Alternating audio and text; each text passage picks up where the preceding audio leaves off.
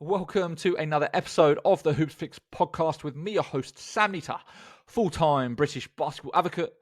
And on this week's show, we've got none other than the Milton Keynes Breakers. That is Pete Taylor, the chair of the club, and Josh Merrington, the general manager, to talk about what they are building in Milton Keynes. They've been making a lot of noise over the last few years, as we've seen a senior program that's gone from Division 3 to Division 2, and now will be Division 1 next season, having brought back all of the local talent to play for their squad.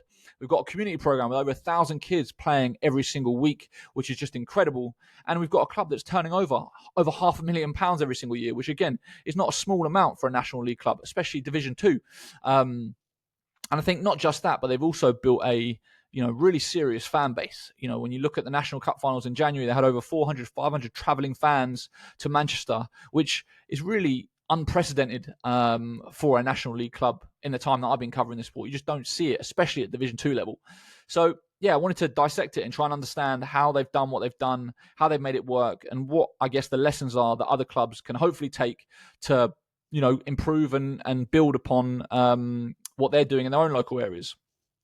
Before we get into the show, as always, got to mention our Patreon account. If you like what we're doing, if you want to support what we're doing, please go and take 2 seconds to check out patreon.com/Hoopsfix.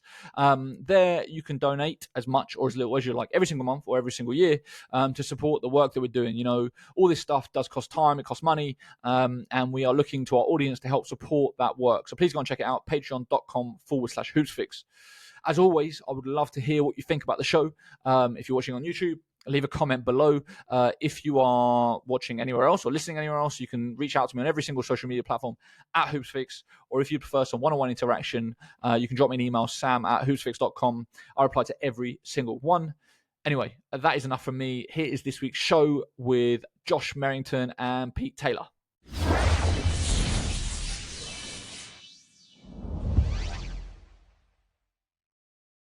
Pete, Josh, welcome to the show.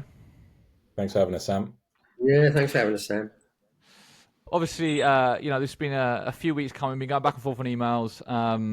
This was born of a couple of things. Like one, of course, you had this magical National Cup run, and there's been a lot of questions about how are you doing what you've been doing in Milton Keynes. A lot of clubs obviously trying to replicate it and kind of have the success that you've had. So I thought let's get into it and go behind the scenes to really pull the curtain back. You've obviously been willing to share this stuff. So I think initially let's just start with the history of the club. Kind of what were the early seasons, kind of what happened, and then how has it kind of got to this point? Giving us a brief overview, Pete.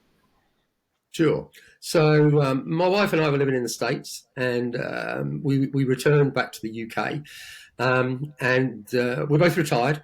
And so we were in a situation where we were kind of like not had too much to do. I'm obviously a basketball player, basketball coach. So I got back involved with some community basketball in Milton Keynes with a very small club called Shenley Scorpions. At the time, probably 40 or 50 kids running around in a gym, run by enthusiastic parents who really didn't have any basketball background. As soon as I showed up, they kind of figured that I knew what I was doing and suddenly said to me, would you like to take over the club? We've been doing this for 10 years and we're not really getting anywhere. We've all had enough. So I sat down with my wife and I said, I've always said that if there was an opportunity to kind of run a basketball club, we've all been critical of how clubs are run in the past. And so I said, well, this is the opportunity to do it. But I did warn my wife what would happen. And so there are no surprises where we are right now. And so where was the club at that point? And when we talk about timelines, when was this? So we're talking 2017, back end of 2017. So I think my wife and I took over the club in September. So we're not even 7 years old yet, and had about 40 kids. But the philosophy was very simple. The reason I got involved in it was because returning from the States, a couple of things struck me about basketball. One was I couldn't get over the explosion in the Junior National League. But I also couldn't get over the fact that some of the scores were ridiculous. And I also couldn't get over the fact that local basketball seemed to have all but disappeared. I grew up in Luton, where we had something like 20 teams at one stage. There is now one team in Luton. I think that's fairly sad, and I'm sure it's replicated across the country in various places. So when we had the opportunity in Milton Keynes, I just said this was going to be about getting kids back playing basketball. It's going to be a bottom-up philosophy. It's not going to be a top-down philosophy. And I think that's the thing that's probably set us apart. And then what was the initial plan? Like, did you sit down and put together a business plan and say, okay, this is where we want to be in 5 years, this is where we want to be in 10 years, this is how we're going to start? Like, kind of what was the starting point? Yeah, yes. And the honest answer is that what you see today is pretty much what we envisaged. It's not that different. The timescale's about the timescale I envisaged. Certainly not going to take any major credit for the men's situation. It was always the intention that by now we would have a men's team. But the reality of the men's team was that what I wanted was somewhere, once the kids reached 18, and the ones that didn't go to university, because we're not a university town, that they had somewhere to play. So in my mind, that was actually a Division 3 team. And obviously that's where we started.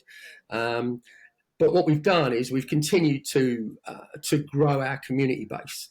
And I think then when you look at our numbers, today we have almost 1,100 kids, boys and girls from 4 years old, playing in about 6 regional centres.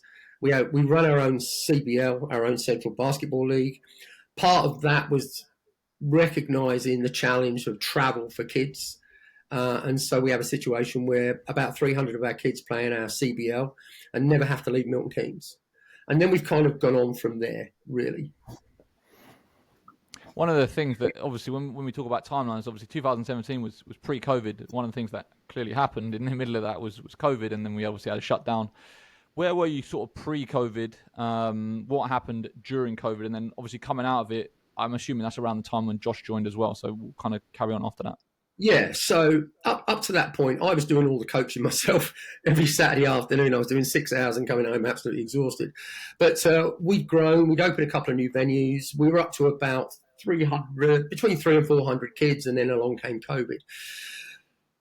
Ironically, COVID was quite good for us for a number of reasons. One is it gave me Josh.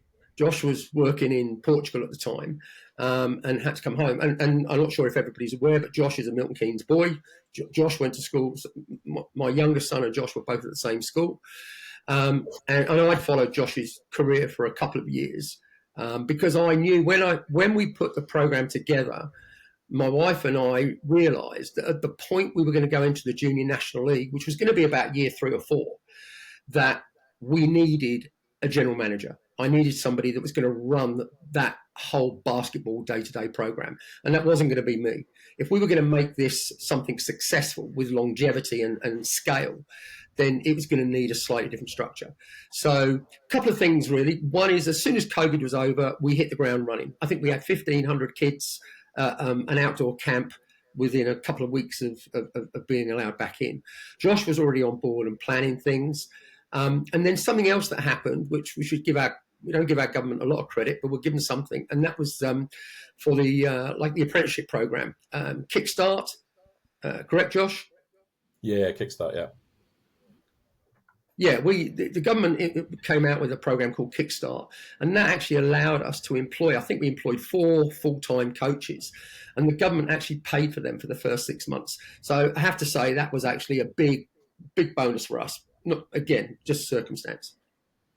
And then before we just get to that, like, I don't want to skip over that, we started with 40 kids and then a couple of years later we're at 400. Like, there is a process there, even this weekend I was at game and I was speaking to a guy that runs a club in West London, and he was just like, I just can't get this beyond myself. It's like, I'm sort of here and I'm trying to work out how to get to the next step. Like, when you talk about sort of growing, like the actual process of, okay, you can start a session, you can book a hall, you can get, 10 kids into that session. Well, then how do you then book another hall and then get another session going and then find another coach? And then, like, how do you actually begin that process of going beyond yourself? Sure. And that is, without a doubt, challenge. So let's be fair. First of all, we have a couple of advantages in Milton Keynes. When my wife and I moved to Milton Keynes in 1982, our population was 180,000 people. Today, our population is north of about 300, 320,000. Milton Keynes will top out at 400,000 plus. So we've got a very young city with lots of people moving in. So ironically, I kind of always knew that finding kids was not going to be the problem. The problem is, where do you put them and who coaches them? And so I made a commitment, my wife and I made a commitment day one that we would provide the best coaches we possibly could. And that was always in the back of my mind that we would do that. But as we grew, there was without a doubt, there was a pent up demand. We went out, we advertised, and we got word of mouth. We started doing some after school clubs, the usual thing. But I think, again, we never said no to a kid. Yeah, there were times when I was packing the kids in the early days, and but I felt as if, our mission statement was to offer basketball to as many boys and girls in Milton Keynes as possible. And I wasn't going to say no to kids when they wanted to come calling. So we were soon absolutely full in our first venue. And then actually I went down to Bletchley Leisure Centre, which has 2 courts down there. And with the support of the Milton Keynes Community Foundation, they gave us some money to actually open that venue. And so I literally started a 2-court venue with nobody. But by the end of that season, we were actually full down there as well, and then moving on to another venue. That process of advertising to make people aware of what you were doing, that is like, what was that? Was that going to schools and saying, can you give out these flyers? Was it running free taster sessions? Was it running Facebook ads? Like, what was the process of actually making people aware of what you were doing? Yeah, I'm not social. I'm not techie savvy, so mine was basic stuff. It was going into schools. It was doing after school clubs. It was offering free lessons. I just think that we hit it at the right time. When I look back there, we were. I brought in a couple of coaches. I managed to get into a couple of schools. I think the numbers here, the pent up demand was just immense. And I'm not sure I can give you a definitive answer how we managed to get to that point so quickly. But I do think one of the things that we had some advantages. One was the number of kids that are available in Milton Keynes. The other thing was that my wife and I had the time to put into the club. And this is something I think an awful lot of clubs do not have. They don't have the luxury of being able to kind of go into this full time, and also the luxury of not needing to make a living out of it. Obviously, I ran some businesses for a number of years. Not a wealthy guy, but I had enough money that money wasn't the prime driver for this. So whatever money we made, we basically reinvested every single penny back into promoting the club again. Gotcha. And then Josh, when you were brought in, like, how were you approaching your role when you looked at kind of what the club was doing, the raw numbers, and kind of where you saw yourself fitting in and being able to help things? Kind of how did you approach it? It was kind of something that I always wanted to do. Being in places like Newcastle, where they have obviously a huge community program, when I was coaching there, and just seeing what they have, I always thought that there was great potential in Milton Keynes. And the fact that Pete had done all the hard work at the beginning and got the ball rolling kind of made it even more enticing. That it was almost coming out of COVID a bit of a blank canvas to kind of build the club how we wanted to, from the bottom up. Another thing about Milton Keynes is there's not really any competition. So you see a lot of clubs, 2 or 3 clubs in the same city, all fighting over players, coaches, venues. We kind of don't have any of that politics, if you want to call it that, in Milton Keynes. So we were just able to kind of crack on, develop the club from the ground up, and try and get as many kids playing as possible. Obviously, I think what I was able to do, with Pete's support, was identify some good coaches and bring coaches in. So during COVID, we had like Ricky Broadmoor would do a lot of work with us during COVID.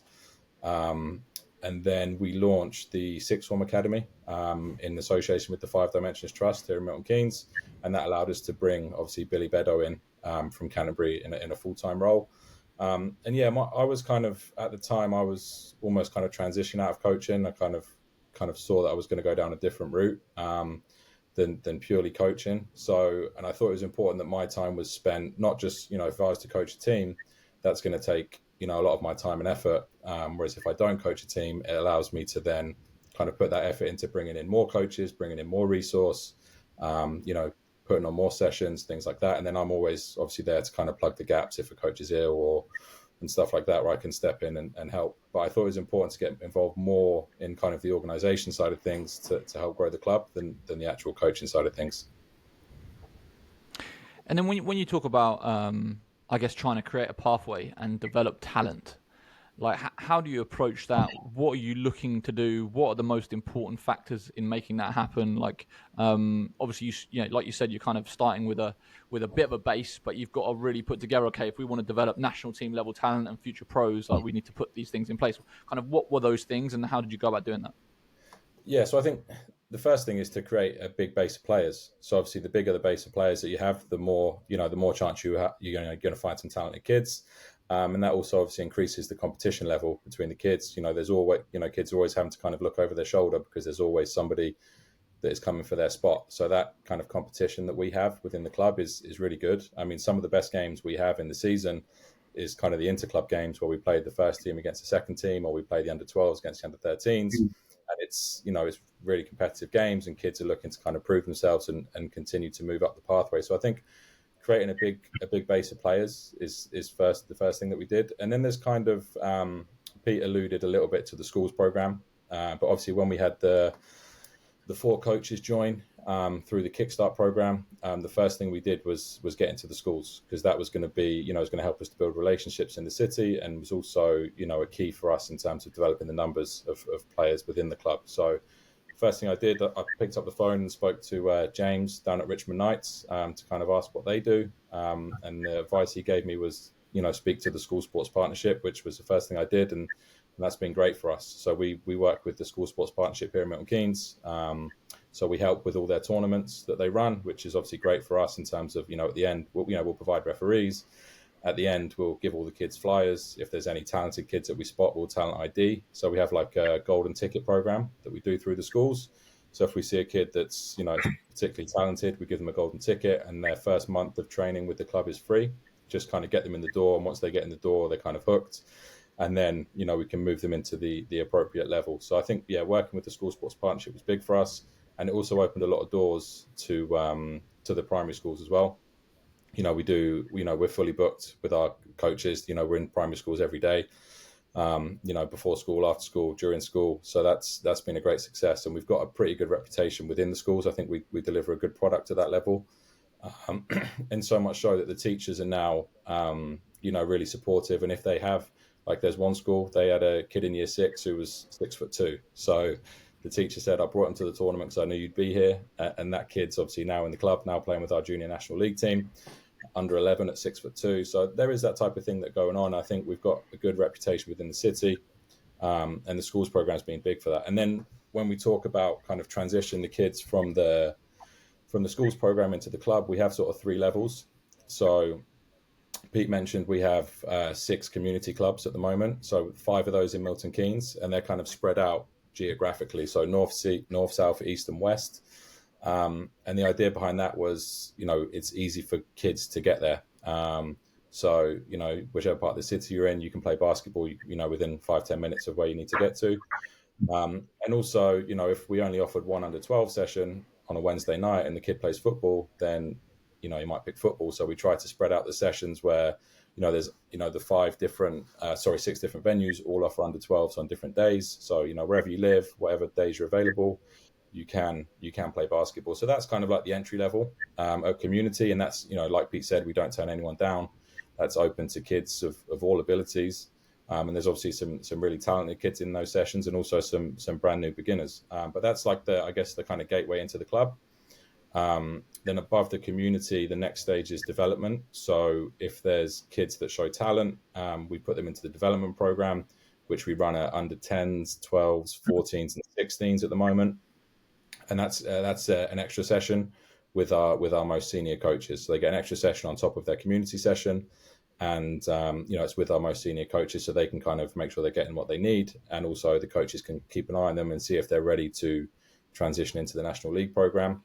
And at that level, so at community and development level, the kids play in our CBL. So we've got the Breakers CBL, which we run most Saturdays.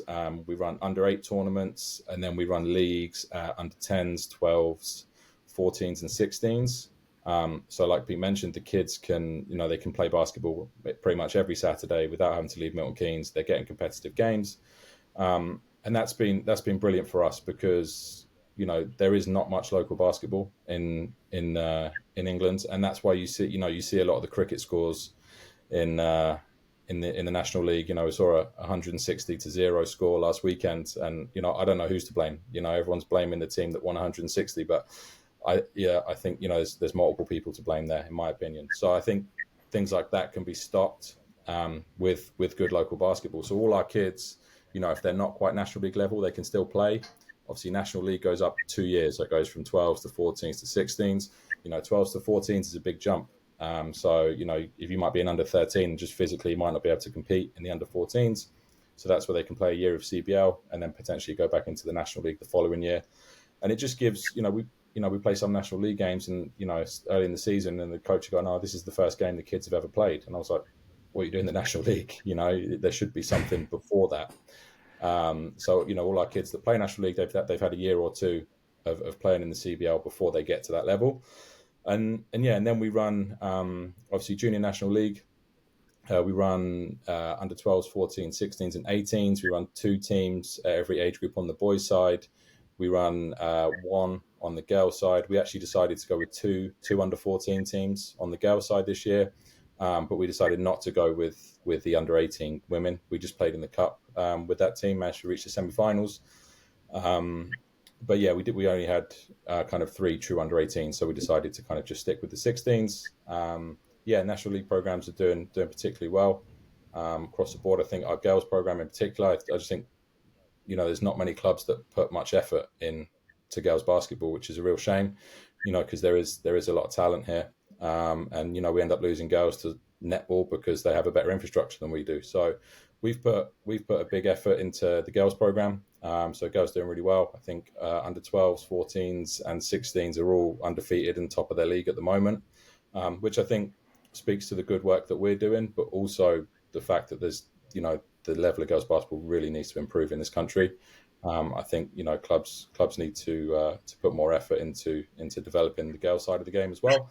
And then with the boys teams, we have kind of under 12s and 14s we're doing particularly well. Under 16s and 18s, we're doing okay. We're in Premier level with those teams, and I think the ambition is just to get at least all of our first teams to Premier level at National League, which we actually achieved this year.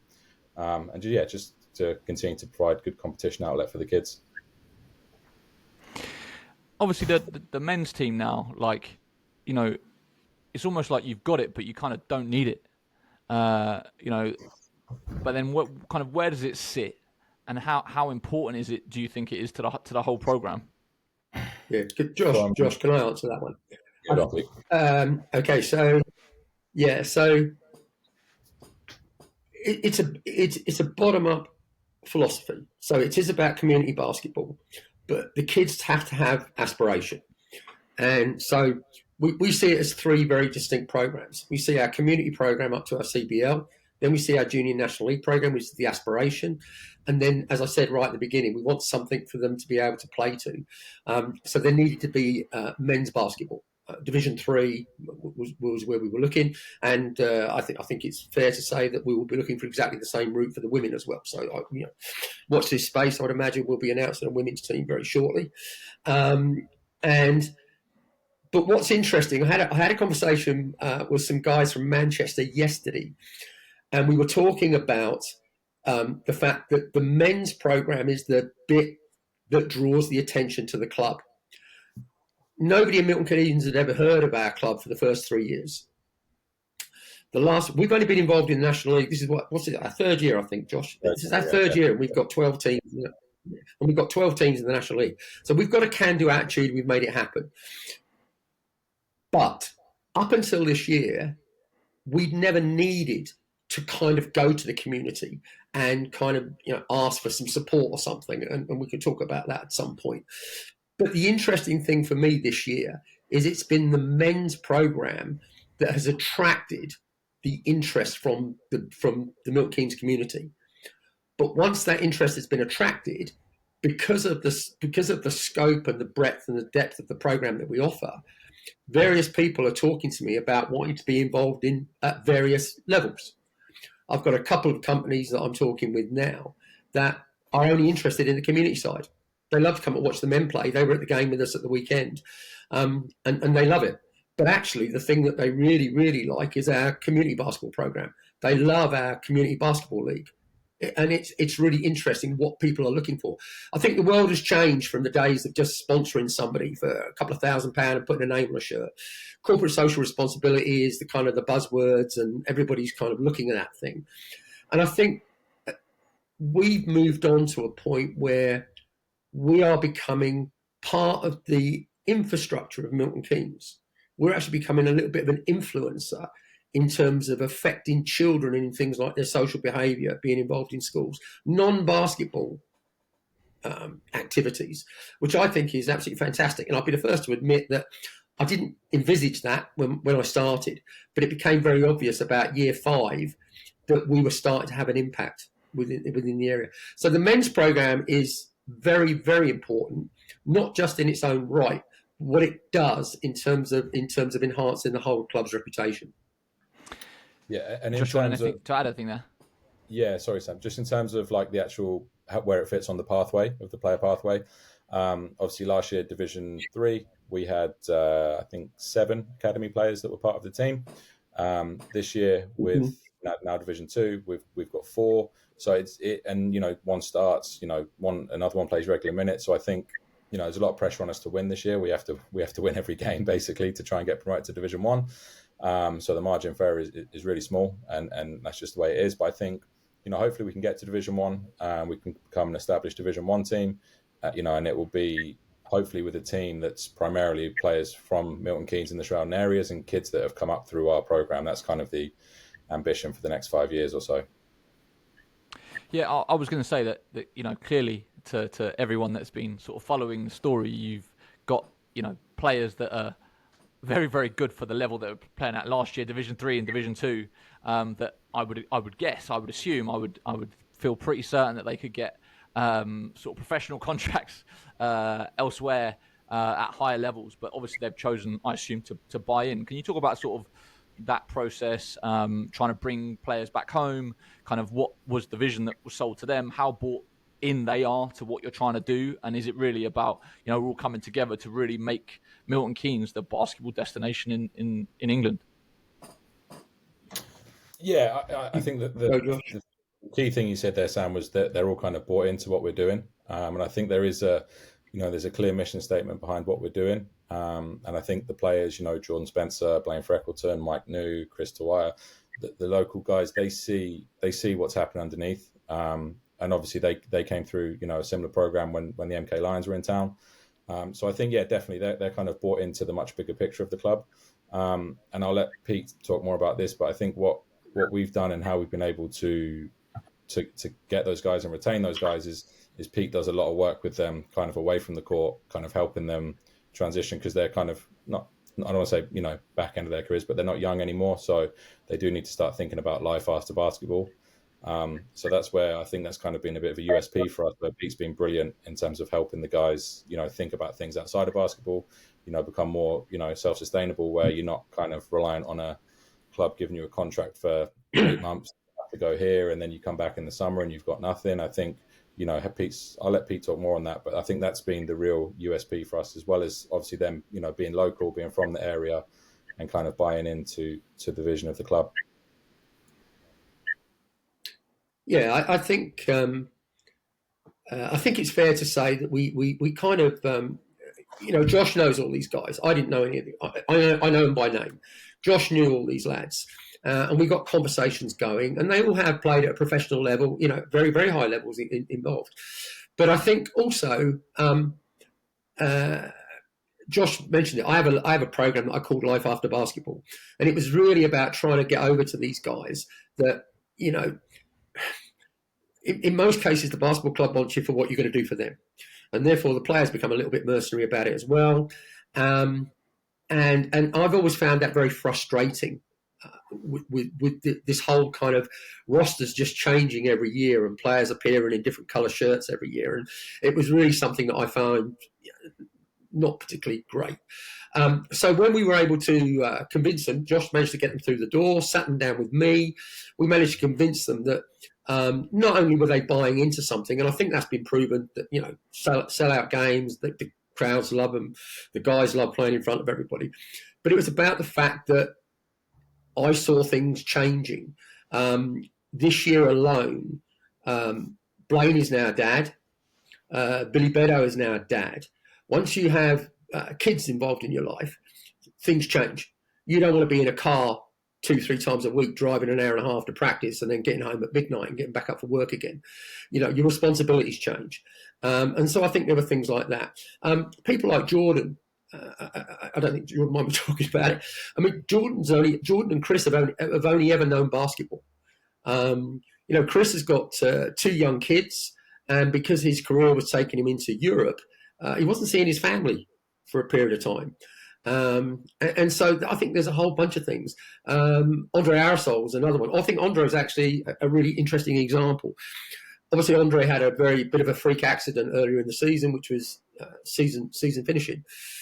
I would argue that if he'd have been at another club, he'd have had his contract cancelled, more than likely, and then had to go back home to Northampton, sit at home, recuperate on his own. When he came to us, one of the reasons he chose us over a couple of other very good offers he had was that, and it's nothing to do with money, I assure you. It was about the fact that I was encouraging him to actually set his own business up and to actually have a living and an income outside of basketball. So I think Andre is a huge success story. He now runs his own business up in the Northampton area, providing basketball coaching, athletic coaching, mentoring, all sorts of things. So that when he did get injured, even though he couldn't play basketball, he's been able to carry on getting an income. And not only that, but he's actually now starting to build a business. And this is the thing I try to encourage with the guys. Mike New Jr. has got an ACL now, so we've got a major problem with him, another season-ending injury. But Mike now has Mike's retrained as a sports physio, and Mike now works with our actual team physio and works in there, and that gives him the potential if he wants to start his own business at some point. And I try and help them with that. Chris has started his own basketball club up in the Peterborough area. And I've been working with him on that, and also he does a lot of public speaking. Blaine is our entrepreneur, and he has visions of wanting to run his own business. So Blaine and I sit down and talk about what makes a business and what's going to make it successful. So I think we do put a lot of time and effort into the guys off the floor, and I do think that's one of the things it's a package. It is a package. And I do think it is actually quite unique. And are they contracted as full-time professional basketball players, or are they coaching as well? Like, kind of, what is the actual payment structure for them? And I'm assuming that obviously their salaries are funded by the community programs that are obviously bringing in a lot of money. Josh, do you want to talk about that? No, you got it, Pete. Okay, so let's get a couple of things straight. First of all, I am not a multimillionaire. Secondly, we do not have a huge budget. Our program, and I obviously provided you with some figures, Sam. In terms, it is a big turnover club now. Our men's program, and I'm sure we'll end up talking about this with arena and facilities and various things later in the program, but the cost of running our men's program this year is going to be about £80,000. It could be less than that. 4 of our guys coach within the club program. We do not have one contracted salaried player. Full stop. So we work with the guys. We give them.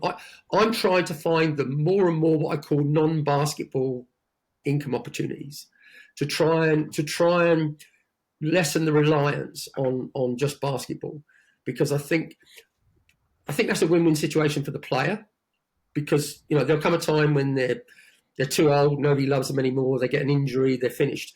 They've then got to carry on with their lives. So I think that's one thing. And also I think is just financially prudent that we need to, as a club, we're a community basketball club. We generate the majority of our money through our community funding. It's very low cost. We charge the kids £5 an hour. That's basically what it works out at. The business is it's a marginal costing business. I need 900 kids to break even. So I always understood the business model and what was going to happen with it. But with the guys, there's no way that we could have a number of full-time players and take on the sort of budgets that some of these teams do. So we try and make the environment the best we can. We have a team physio, they get into physio whenever they need to get into the physio. We take care of all that for them. I made a decision, which was that it's unfair to send a 6'6" guy or a 6'9" guy on a minibus to Newcastle. So I made the decision that we were going to put them all on coaches this year. That costs £12,000. Simple as that. So we could have a minibus. I could reduce it to £70,000. We bring in about £30,000 a year from ticket sales and ticket sales and merchandising. The four coaches, the four guys that are involved on our coaching program, probably there's about £30,000 worth of coaching in there somewhere along the line. So the actual subsidy that the club makes to the men's program is about £20,000. I think that's incredibly good value for money, and one that we actually feel next year will not be a subsidy at all. I believe I've got sponsors next year to cover that shortfall and any just sort of general increase. And for me, that's a great thing, because that means that, let's call it at £20,000. That's another £20,000 I can invest in another community coach, which means I can carry on growing the program even more, take us up to 1,200 kids, 1,300 kids. So it's all part of the jigsaw. Part of the jigsaw. Obviously, you mentioned numbers there, and I do want to speak about numbers because that is what people want to hear. And you're on track to turn over 500,000 this year, which is, I think people would be amazed to hear that number. What is the sort of the breakdown of where that money is coming from, the split in whether it's ticket sales, whether it's community clubs, whether it's grants, whether it's commercial sponsorship? Like how is the sort of the pie broken up? Sure. So because it was a marginal costing business. If this was about money, if this was about a basketball club about making money, I wouldn't have Junior National League. I wouldn't have Men's National League or Women's National League. I would just have a community basketball club. And I think one of the tricks that Basketball England is missing is that there is income to be generated through community basketball. And I just think they're missing a complete trick. And because it's very difficult financially for any club just to run National League clubs. I have conversations every week with owners and chairmen and people that run basketball clubs, and they're all struggling to make ends meet. And part of the problem is they don't have the foundation. You don't build a house without putting the foundations down first. And you don't build a big house without putting big foundations. So we have almost 1,100 kids now. And so that in itself will generate about £350,000 this year in terms of memberships. But what it also does is it creates our own audience. We created our own audience. So let me give you an example, which is we price our season over 40 training weeks. So take the holidays, for example. I've got 6 basketball venues where we obviously over Easter we won't be training because everybody's away. So I work on the basis that 50% of all the kids out of 6 venues are all away on holiday, but 50% of the venues are still around, and so they're looking for something to do. So we run basketball camps. And as long as they are generating an income and a contribution towards the cost of the coaches, that's got to be good business. We've got ourselves to a point now where we run basketball camps every single day of the summer, and they are well populated. The other side of that is the schools, and the schools is more where I think Josh can probably fill in, but that's a big, that's worked out to be another big contribution, because community on its own without the extra side of the schools thing is not enough. Josh? Yeah, I think obviously, yeah, like you mentioned, we have 6 full-time coaches at the moment. So it's easy to keep them busy evenings and weekends with club sessions, games, etc., etc. But what are they doing? Sort of 9 to 5, Monday to Friday. So getting into the schools is huge in terms of generating income and for them during those hours. I think like I mentioned before, we have a good reputation in the schools program. The kind of issue we have with the schools program is, like I said, everyone wants 3:15 to 4:15. Everyone wants an after-school club. So it's trying to, they need to work more than 1 hour between 9 and 5. So it's kind of working out what else we can do. So we offer lunchtime clubs. We've offered some in-school We offer some in-school coaching that can be more challenging in terms of, they don't want to pay double. They're already paying a teacher. They don't want to pay a coach to come in as well. So that can be a little bit more challenging. We do give the coaches some admin roles as well.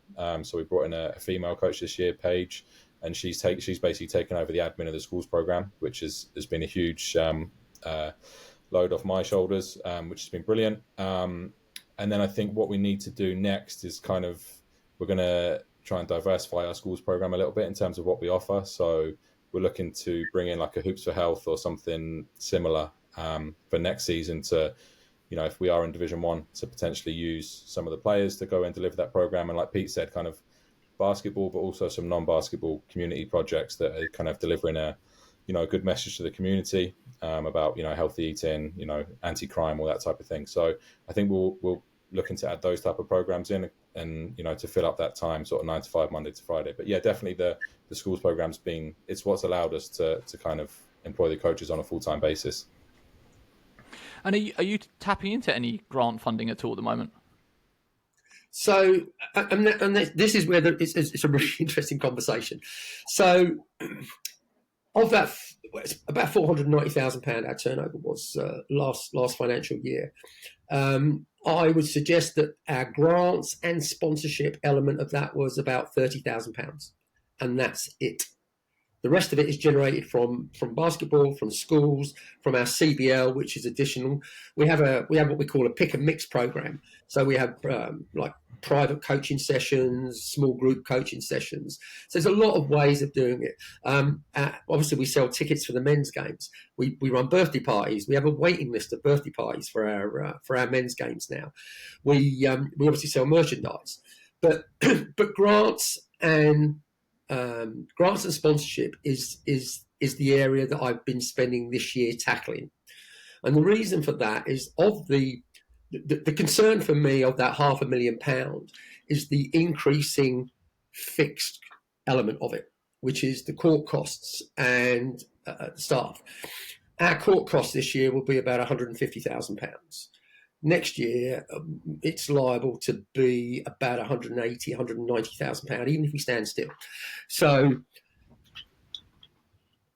other than charging the kids more money, which I don't want to do, I've got to try and find a way of getting more grants or finding a way of getting more sponsors. So, a couple of things just to explain, because I think it is of interest to other clubs.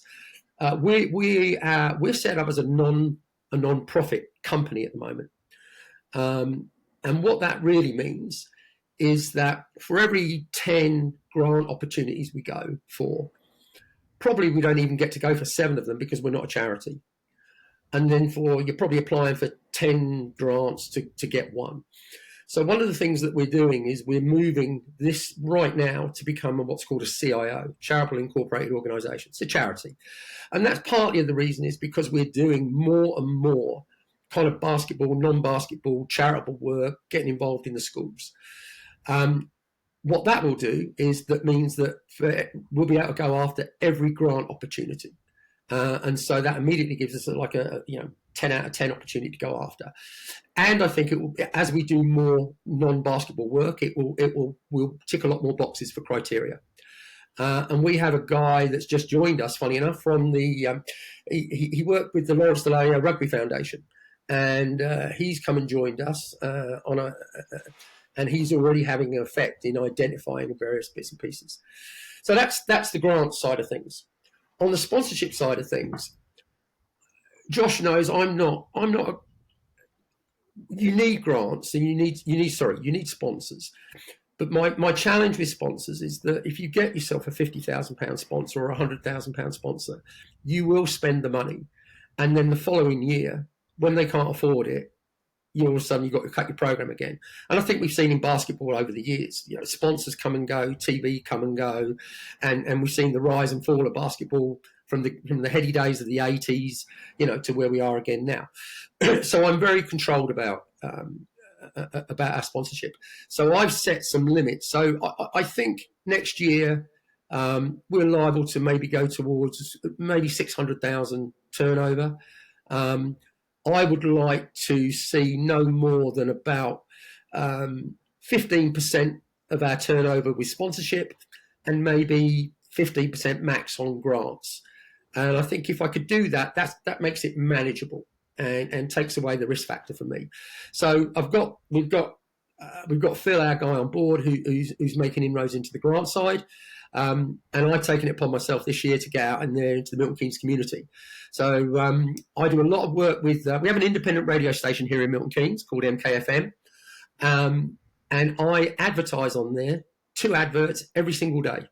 One advertising the men's program, one advertising our community program. And that is having a great effect. 100,000 readership, listenership. We have our own dedicated website, on a dedicated page on the website. That gets us 350,000 hits a month onto the website. And as a result of that, I've now, I think, potentially got 3 really, really good community-involved partners for next year who've all verbally committed to the club. And that will set me well on the way to the pathway of achieving that percentage that I'm looking for. Interesting. I mean, purely for selfish reasons, because at the moment, I'm exploring whether or not to switch our foundation from a CIC to a charity, in large part because we had a conversation last week with a very wealthy individual that said, if you're a charity, our donations can be tax deductible, so it makes it a lot more attractive to them. Why a CIO and not all the way into fully being a charity? So when we first started the club, I sat down with my accountant and we talked about what the right way to go things was. And so we went for a not-for-profit, and I stayed away from being a charity because there's a lot involved in being a charity. There's a lot more responsibility and a lot more boxes to tick. The CIO, the CIO is a fairly new entity. It's not been around that many years at all, and there are some challenges with being a fully blown charity. One of which I think is the challenge of finding trustees, because actually they do have liability. It's a bit like being a sole trader, whereas with a CIO now, as a new entity, the trustees don't have any liability, and so that's kind of one of the reasons we went down that road. It's a much simpler version of a charity. It also allows us. Basically, it means that our responsibilities and our reporting is to the Charities Commission rather than to HMRC. Right. So it's pretty simple. And you are right about things like gift aid and donations being tax deductible. But I think from our point of view, Sam, it's more about how many doors it opens. For example, we were saying about non-basketball work. I've got conversations going on at the moment with a high street bank to go into schools and deliver a program to do with kids learning to understand finance, organised bank accounts and things like that. I think our guys are perfectly set to deliver that. Josh mentioned Hoops for Health. We have a program. Andre is running a program up in Northampton delivering anti-knife crime messages, which is absolutely fantastic. We've always run what I call a sports recycling program here in Milton Keynes, whereby we try and encourage the kids to, when the kids grow out of their sports gear, to recycle it back into the community. We used to send it off to South Africa and Samoa and places like that, but actually going forward, we're going to recycle it back into the Milton Keynes area, because through cost of living and everything else that's going on, there is a need within our own community. One of the things, I wanted to touch upon, and I'm just aware of time, is just like building fandom. One of the things that we, I think in England generally struggle with, and the British Basketball League certainly struggles with, is from a franchise perspective, it's actually building a fan base that is invested in the success or failure of the team, caring for them to win, caring about the players. And obviously, I've spoken about it a couple of times publicly, is just that, having 500 traveling fans to National Cup final and seeing them with banners and, wanting to get autographs of all the players afterwards. It's a rare sight in British basketball. And, how do you think you've been able to develop that fandom amongst the Milton Keynes population? Okay. Well, I think, Josh, that's your question, I think. Yeah, I think there's a couple of things. I think obviously having a lot of local players helps. A lot of those, friends, family. And one thing, the question earlier about, it's another hook for the guys to play at home is they get to play in front of their friends and family every week. So a lot of it was friends and family. We have obviously the London Lions used to be the MK Lions. They're in town, so we've got kind of a core of old MK Lions fans that are now Breakers fans. That really happy that there's basketball back in Milton Keynes. So there's definitely an appetite for it. But I think the big thing is obviously it's our community program. With 1,100 kids, that's 2,200 parents, brothers, sisters. So already, with one email, we can market to all those people that there's a game coming up. And I think, especially since the success of winning the National Cup back in January, we've had a sellout or pretty much a sellout all of our home games. We've taken fans to every single away game this year. We've had fans. We offer the fans to kind of travel on the bus. And I think the fact that, we make no secret when we bring the guys in, we tell them, look, we want you to finish your careers here with the club. So the fact that it's the same players coming back each year, I think also helps with that. So the players not only get the fans not only have like an affinity with the team, but also with certain players that they like to come and watch. They all have their own favorite player and they talk with the players after the game. Obviously the kids all come on the court after the game. They can get autographs, they can get photos. So I think that all helps, in terms of building the fandom. But I think building the community program is, a lot of the fans and a lot of the people that are at the games are the kids from our junior program. And like Pete touched on earlier, a big driver of having a men's team was so that the kids have something to aspire to. Hopefully next season we will be launching a women's team as well. So that'll be, something for the young girls to aspire to as well. How important do you think it is to have a good digital presence? Like I go on your website, it's very clear. There's a clear outline of everything that you do, how to get involved, how to follow the men's team, news reports. Then obviously you've got a good social media presence. Like, how important do you think the digital and social side is for basketball clubs? Yeah, I think it's huge. I think it was start of last season. We worked with a local company, Visual Identity, here in Milton Keynes, to revamp our website. It was kind of much needed, and we put a lot of time, effort, and money into building a proper website. Which it's not perfect, but it's good. And I think probably this summer we'll have another little revamp of it. Social media. I think our social media is decent. Not the best by any stretch, but I think it's good. I think we've got a guy, Josh Merrington, who's a really good photographer and videographer who captures a lot of things. And I think that's 95% of the battle, having kind of good content to put on there. But I think the big thing with our digital presence is we try to be consistent. So, you're not having to, wait 2 days for the result of the game to go on, for example, which I see with a lot of clubs.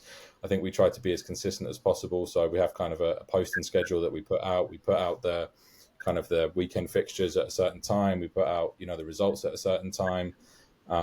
And regularly we try to post kind of, at least one post a day if we can. So I think the consistency of our social media is what makes it effective. And yeah, I agree. It's kind of, for many people, it's like their window into the club, So I think it's really important that clubs should invest, time and effort into having a good digital presence. Well, when you look to the future, how much room for growth do you think there is? How big do you think the club could be? And I guess, what are the things on the sort of near and longer term roadmap of where you're trying to get to? I guess that could go to both of you. Okay, well, let me start. I think we're never going to go away from being what we are, a community club, bottom up. So for us, we are surrounded by, obviously, there's a strong basketball program in Northampton. There's a very good basketball program in Bedford. So our limits are about half an hour. But I still think there are probably 4 or 5 venues around that we could actually go to outlying kind of areas of Milton Keynes where there are quite small towns, that type of thing. So I think there's 4 or 5 there. The consequence of that would be not only more members, but it would be more people for our Central Basketball League, for our CBL.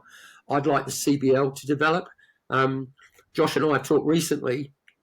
I'm not sure how feasible it is, but because of the lack of local basketball, we've even talked about trying to create a development league for people in Northampton, Bedford, Aylesbury, and Luton, so that try and get kids playing more basketball, and that's part of what we do.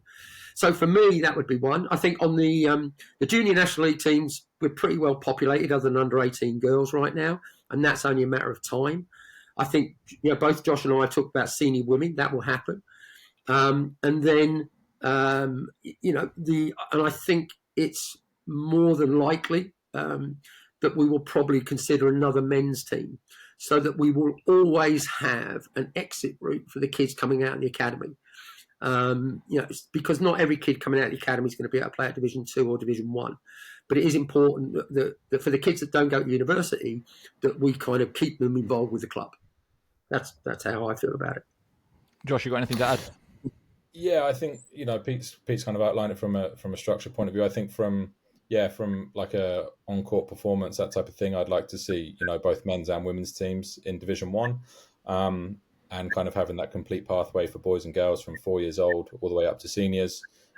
Like Pete mentioned, with a second men's team to kind of be a transition for some kids and some players that won't be capable of playing on the men's team, because ultimately it's going to be competitive to get on that Division 1 team.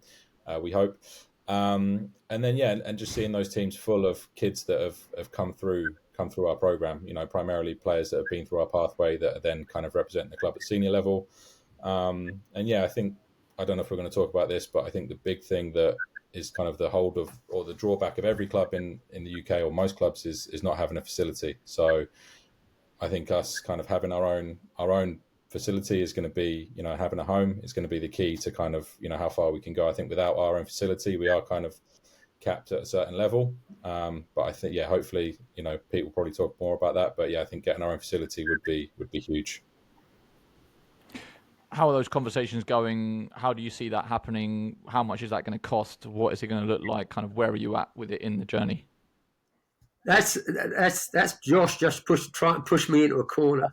So that's just I said that when my wife and I started the club, we always knew that facilities were going to be a problem. Vince found that when he was here with the Lions, and as a consequence left.